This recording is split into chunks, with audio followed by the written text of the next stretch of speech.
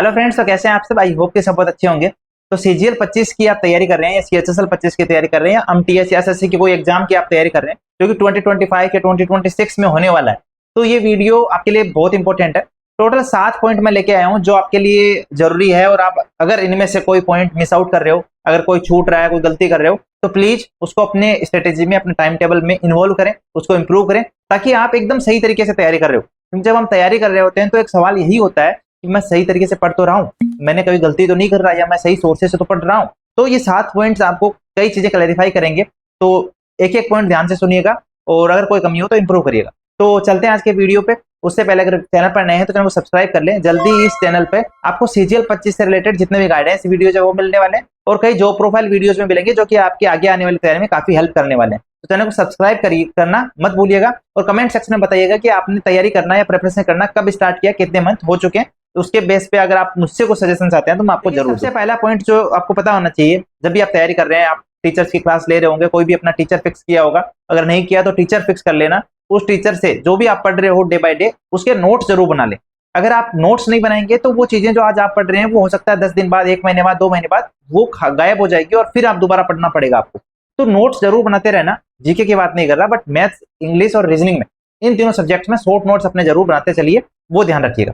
दूसरी चीज, जो भी आप नोट्स बना रहे हैं उन नोट्स का टाइम टू टाइम रिवीजन जरूरी है। केवल नोट्स बना के रख दिया, आज से 2-4 महीने बाद फील होगा कि यार जो पहले पढ़ा था वो भूल गया, इस वजह से मुझे दोबारा क्लासेस करनी पड़ेगी। और ज्यादातर 95% लोग सिलेक्शन नहीं ले पाते। उसकी वजह यही है कि वो नोट्स में ही मतलब बनाते रहते हैं, फिर उसके बाद रिवाइज कभी किया नहीं। फिर जब 5 महीने बाद एहसास हुआ कि यार पहले वाली चीजें तो भूल गया, फिर लगता है दूसरा बैच लेता हूँ, फिर दोबारा पढ़ता हूँ, और दोस्त किसको मिलता है? टीचर को, कि भाई टीचर ने सही नहीं पढ़ाया था इस वजह से। तो ये ध्यान रखना, नोट्स को जो भी, जैसे कल जा रहे हो तो आज वाला रिवाइज करके फिर आगे का पढ़ो। फिर जब थर्ड डे पढ़ रहे हो तो पहले दोनों दिनों का 10-15-20 मिनट में केवल देख लो पेज पलट के कि भाई क्या पढ़ा था, उसके बाद थर्ड डे का पढ़ो। इसी तरीके से वीकेंड में जो सैटरडे संडे है उन दोनों दिनों में से एक दिन ऐसा रखो जिसमें आप पूरे वीक का क्या कर रहे हो? रिवीजन कर रहे हो। तो ये रिवीजन वाला पहलू जरूर ध्यान रखिएगा। तीसरी चीज, टाइम टेबल अपना फिक्स कर लो कि मुझे किस तरीके से पढ़ना है, किन घंटों में कौन सा सब्जेक्ट पढ़ना है और कितने घंटे पढ़ना है। क्योंकि इससे क्या होगा कि आप अपने आप में एक लिमिट रखोगे कि हाँ भाई मुझे इतने घंटे तो पढ़ना ही है और इस घंटे में सब्जेक्ट पढ़नी है। तो कोई भी सब्जेक्ट मिस आउट नहीं होगा। आप टाइम टेबल के हिसाब से चलोगे तो ज्यादातर लोगों के आप में भी दिक्कत यही होती होगी कि भाई 3 सब्जेक्ट पढ़ लेता हूँ, 1 छूट जाता है, कभी 2 छूट जाते हैं, ये दिक्कत होती है क्योंकि टाइम टेबल नहीं बनाया हुआ है। तो अगर आप टाइम टेबल बना लोगे कि हाँ इन घंटों में मुझे ये पढ़ना है, और उस टाइम टेबल के हिसाब से बाउंड करके अपने आप को चलोगे कि हाँ मुझे इस टाइम तक ही पढ़ना था, अब ये सब्जेक्ट, अब दूसरे पे जाना है। इस टाइम पे मुझे मौज मस्ती नहीं करनी है, बातें नहीं करनी है, फोन पे फोन नहीं चलाना है, मुझे इंस्टाग्राम व्हाट्सएप नहीं चलाना है, मुझे इस घंटे में सब्जेक्ट कंप्लीट करनी है। इंस्टाग्राम व्हाट्सएप के लिए अलग से टाइम सेट कर लो, वो चलेगा, बट उन घंटों में जो आपने टाइम फिक्स किया उसमें वही चीज करिएगा। चौथी चीज ध्यान रखिए, कैलकुलेशन पे काम करिए। आजकल पेपर जो है प्रीवियस ईयर के आप पेपर देखे होंगे, अगर देख रहे हैं आप तो ध्यान रखो, उसमें आपको दिख रहा होगा कि ज्यादातर चीजें जो है वो पीवाई की बेस्ड ही आ रही है, सब पीवाई की बेस्ड है, इजी चीजें आ रही है, बट कैलकुलेटिव आ रही है। थोड़ा सा जो जिसकी कैलकुलेशन स्पीड अच्छी है वो अच्छा कर ले रहा है चीजों को, तो कैलकुलेशन पे जरूर काम करिएगा।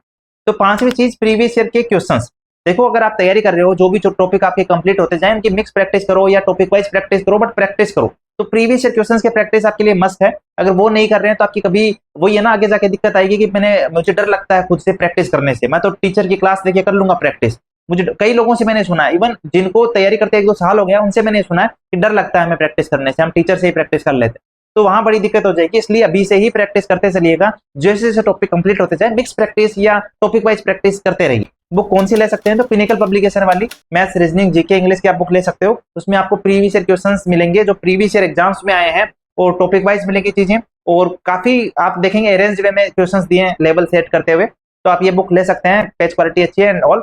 लिंक मैं डिस्क्रिप्शन में दे दूंगा। अब देखिए छठवें पॉइंट पे बात करते हैं कि आप में से बहुत सारे लोग कहते हैं कि हमें ये याद नहीं हो रहा। देखिए मैं आपको हमेशा कहूंगा कि भाई याद कर, आप एक दिन में बैठ के आप सोच रहे हो कि मुझे सारी हिस्ट्री याद हो जाए या एंशिएंट हिस्ट्री याद हो जाए या बुद्धिज्म एक दिन में याद हो जाए, तो ये मत करो, है ना। आपको चाहिए कि आप एक दिन रखने से बेहतर है कि आप मल्टीपल टाइम्स चीजों को देखें। जैसे बुद्धिज्म है, मैं आज सोच लूं कि मुझे याद करना ही करना, तब तक मैं किताब नहीं हटाऊंगा, 5 घंटे लगा दोगे, याद नहीं हुआ, अगले दिन भूल जाओगे। ये चीज मत करो। जितनी बार आंखों के सामने से गुजारोगे, आज मैंने कुछ नहीं किया, 30 मिनट जस्ट देख लिया भाई बुद्धिज्म में ये है, फिर जब मैं कल जा रहा हूं तो कल मैं 5 मिनट 10 मिनट जब नई चीज पढ़ रहा हूं उससे पहले देख लिया, ठीक है। थर्ड डे जा रहा हूं तो एक बार और देख लिया, 3-4 बार चीजें देख लूंगा, तो मुझे कम टाइम में जो चीज मैं 5 घंटे एक दिन में देख के रट रहा था वो याद भी नहीं हुई, वही चीज मैं 3 बार अगर 10-10 15-15 मिनट देख रहा हूँ या 20-20 मिनट देख रहा हूँ तो मुझे कम टाइम में चीजें भी याद हो गई, और मुझे 3-4 बार चीजें देखने से दिमाग में सेट भी हो गई भाई इसका आंसर ये होगा। तो एक दिन में रटने से बेहतर है कि आप चीजों को मल्टीपल बार रिपीट करें। और वही बात है कि रिवीजन साथ में रहेगा तो सब चीजें अच्छी रहेगी। तो जो भी कल आप नेक्स्ट डे पढ़ रहे हैं उससे पहले पीछे वाले दिन का पहले 10-15-20 मिनट रिवाइज कर लीजिए, पेज पलट के देख लीजिए, उसके बाद नया पढ़िए। मुझे पता है इंटरेस्ट नहीं बनेगा, पर यार ये बात भी याद रखिए कि अगर इंटरेस्ट वाली ही चीज होती तो फिर पढ़ाई हम कर ही क्यों रहे होते, फिर तो हम कुछ और कर रहे होते जिसमें इंटरेस्ट हो। तो पढ़ाई में इंटरेस्ट बनाना पड़ता है और पड़ेगा अगर आप सिलेक्शन चाहते हो। कोई भी सिलेक्टेड जो बंदा होगा उसका भी इंटरेस्ट नहीं रहा होगा, बट उसने इंटरेस्ट बनाया, पढ़ा, बार बार रिपीट किया चीजों को, तभी याद हुई। तो अब इसमें इंटरेस्ट वाली बात नहीं होनी चाहिए, ठीक है। तो ये चीज ध्यान रखिएगा। अब लास्ट फाइनल चीज, 7वीं चीज ये कि यार अपने आप पे सेल्फ डाउट मत करिए कि मेरा सिलेक्शन हो सकता है, क्या पता नहीं होगा या नहीं होगा, मैं तैयारी तो कर रहा हूँ। घर में डिमोटिवेट हो रहे हो, कभी कभी पढ़ाई भी स्किप कर रहे हो। आप में से बहुत सारे लोग इससे रिलेट कर पाएंगे। कई लोग इसीलिए पढ़ाई नहीं कर पा रहे हैं कि डिप्रेस हो जा रहे हैं, कि चिंता आ रही है कि यार होगा या नहीं होगा। आज से 1.5-2 साल पहले मैं आपके वहां बैठा था जहां बैठे हैं, और सामने कोई दूसरा बंदा था जो सिलेक्टेड टॉपर्स के हम इंटरव्यू सुनते हैं वो थे। तो वहां पे मैं भी यही सोचता था यार सिलेक्शन होगा या नहीं होगा, बट केवल सोचने से ही काम हो जाता तो हो जाता मेरा भी सिलेक्शन।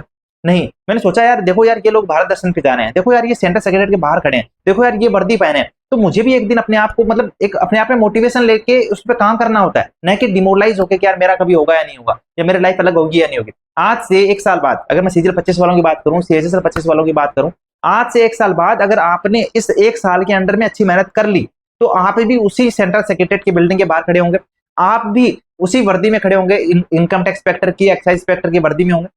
आप भी जो है उसी तरीके से भारत दर्शन पे जाएंगे, अलग अलग टूर करेंगे। एयर कभी हो सकता है आपकी एयर टिकट भी बने, एयर वाला कहीं बाहर जाने का टूर बने तो आपको फ्लाइट से जाना पड़ रहा हो, ठीक है। कभी आपके मिनिस्ट्री में अलग अलग फंक्शन हो रहे हैं वो भी चलेगा। तो कई सारी चीजें होंगी, बट 1 साल में अगर आप अच्छी मेहनत कर लेते हैं, सीजीएल 25 के लिए अच्छी मेहनत कर लेते हैं, तो आपका सिलेक्शन हो जाएगा, सब कुछ अच्छा हो जाएगा और आप वहां से यहाँ आ जाओगे, है ना। तो वही चीज है कि अगर आप मेहनत करते हैं, लगातार कंसिस्टेंसी के साथ पढ़ते हैं, कंसिस्टेंसी के साथ, तो जैसे हम सेलेक्ट हुए आप भी हो जाओगे सिलेक्शन लेना उतनी बड़ी बात नहीं है, जितना बड़ी बात यह है कि आप कंसिस्टेंसी के साथ कितने घंटे डेली पढ़ पाते हो, कितने महीने तक पढ़ पाते हो। अगर आप 6-8 महीने ये कर लेते हो ना तो आप जीत गए और आपका सिलेक्शन भी हो जाएगा। तो बस इसी चीज के साथ मैं अपना ये वीडियो खत्म करता हूँ कि प्लीज बी मोटिवेटेड कि मुझे करना है और मैं कर लूंगा। 6-8 घंटे अगर डेली मुझे पढ़ना है, पढ़ूंगा 6-8 महीनों तक, और 6-8 महीनों तक अगर मैंने ये कर लिया तो मेरा सिलेक्शन भी हो जाएगा और सब कुछ अच्छा हो जाएगा। तो बाकी बने रहिए, अगर मेरे से जुड़े हैं तो मैं आपको लगातार ऐड करता रहूंगा, और फिर आपको जितनी अपडेट्स हैं, जितनी भी आगे हम जो आपके लिए करने वाले हैं, वो आपको हमारे टेलीग्राम चैनल पे मिल जाएगी। तो टेलीग्राम चैनल एसएससी ऑलराउंडर जरूर ज्वाइन कर लीजिएगा